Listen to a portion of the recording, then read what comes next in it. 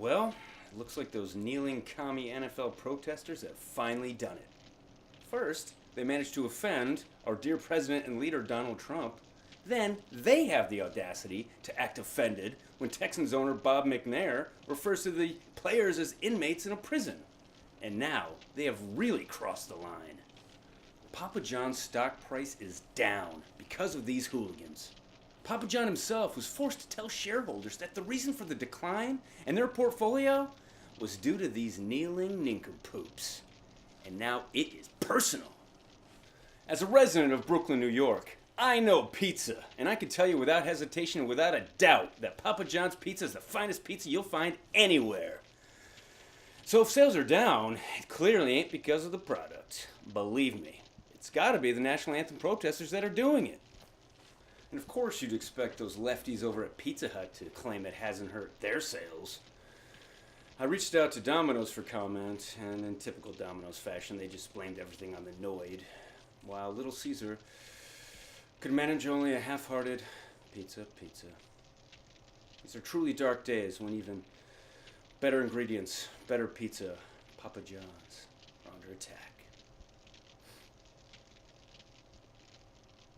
Are you ready for some football? I am the Gamechanger. I'm here to change the game. And hopefully, along the way, touch a few hearts. That game, of course, fantasy football.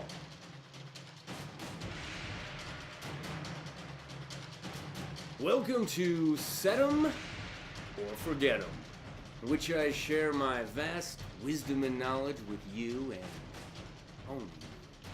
I'll tell you which players you should set in your lineups and which players you should forget and banish to the bench. Let's get started, shall we? The bye weeks may be a-bitin', but never fear, I'm here to teach you how to bite back with quarterbacks and who to set. Derek Carr, Raiders. Sure, he stunk up the joint last week, but that was against the stingy Bills at a 1 o'clock time slot. This week, he gets the collapsed Dolphins defense in prime time. I say, set him. And we've got Matthew Stafford, Lions. Last week, he was unable to get the ball into the end zone. But this week, Matty gets a shot against those Packers, who he just loves to score on. Set him. Quarterbacks and who to forget. Captain Kirk Cousins, Redskins.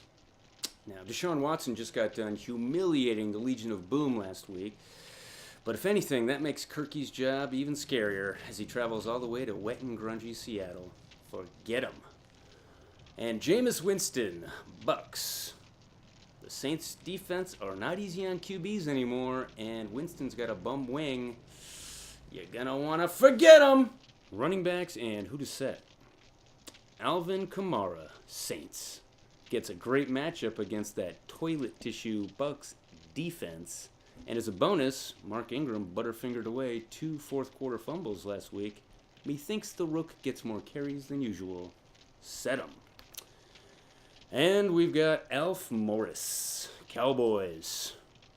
Zeke is gone, and Alf has been named the starter against the very generous Kansas City Chiefs defense. Saddle up and set him. Running backs and who to forget. The Eagles' running game.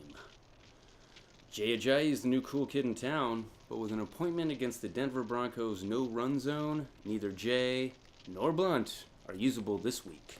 Forget them. Wide receivers and who to set.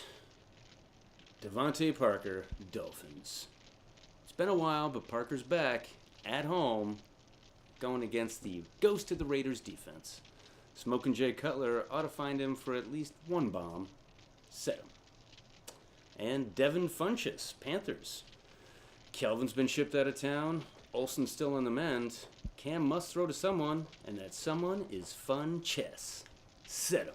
Wide receivers and who you should forget. Devontae Adams, Packers. There are 2 reasons you should forget Devontae this week. Brett Hundley and Darius Slay. Forget it. And we've got Marquise Lee, Jaguars. He had a big game before the bye week, but with Lenny Fournette back, I don't see the Jags throwing very often. Forget them. Tight ends and who to set. Vern Davis, Redskins. The human injury, Jordan Reed is shockingly injured once again, leaving Vern as the man against the Seahawks defense that forces you to throw to the tight end. Set him.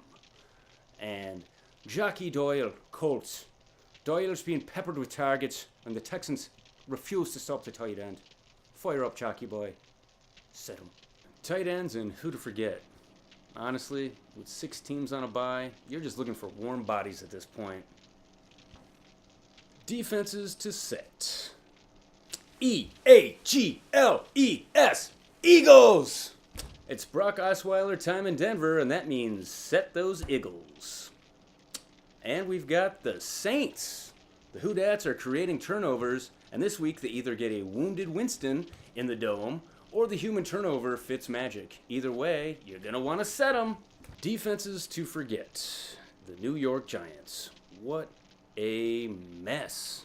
A couple weeks ago, number 2 corner Rogers Cromartie was suspended by the team, and this week, number 1 corner Jenkins gets suspended by the team. Steer very clear. You don't want to forget them. And finally, say it with me, kickers do not matter. Well, that just about does it for another edition of Set 'em or Forget 'em. I just want to say we received a huge outpouring of thoughts and prayers from my producer Gene and his bee-stung child. And while I'm pretty sure neither Gene nor his reckless child are deserving of those thoughts and prayers, we will accept them. Oh, and I'm on the Twitter hashtag. That can't be right. Ampersand, the game is change. So Twitter at me any questions or compliments you might have, and I'll be sure to answer them. All right, everybody. It's the Gamechanger signing off. Sayonara, suckers. Go. Gene, I swear to God, until Papa gets his numbers up, you and your daughter are eating nothing but Papa John's. You hear me?